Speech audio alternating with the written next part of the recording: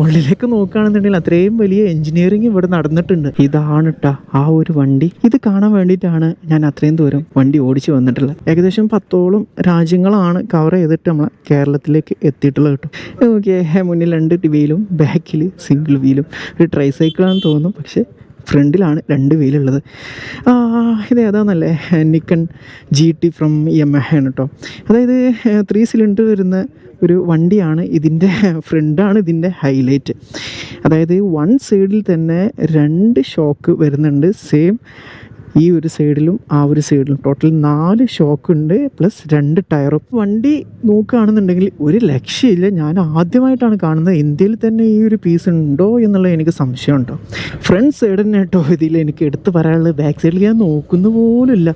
ഇതിൻ്റെ ഉള്ളിലേക്ക് നോക്കുകയാണെന്നുണ്ടെങ്കിൽ അത്രയും വലിയ എഞ്ചിനീയറിംഗ് ഇവിടെ നടന്നിട്ടുണ്ട്. എന്താ പറയുക, ഒരു ഗോൾഡ് വിങ്ങിനൊക്കെ നോക്കുന്നത് പോലത്തെ ഒരു ഷാഫ്റ്റും കാര്യങ്ങളൊക്കെയാണ് ഇവിടെ വന്നിട്ടുള്ളത് ഹാൻഡ്ലിങ്ങിന്. അതുപോലെ തന്നെ 2 വീലും നമ്മൾ ലിങ്ക് റാഡ് കൊടുത്തിട്ടുണ്ട് ഇവിടെ. അങ്ങനെ ഒരുപാട് കോംപ്ലിക്കേറ്റഡ് ആയിട്ടുള്ള എഞ്ചിനീയറിംഗ് ഇവിടെ നടന്നിട്ടുണ്ട്. വണ്ടി ഒരു രക്ഷയില്ല. അക്രബോക്കിൻ്റെ എക്സോസ്റ്റ് ഉണ്ട്.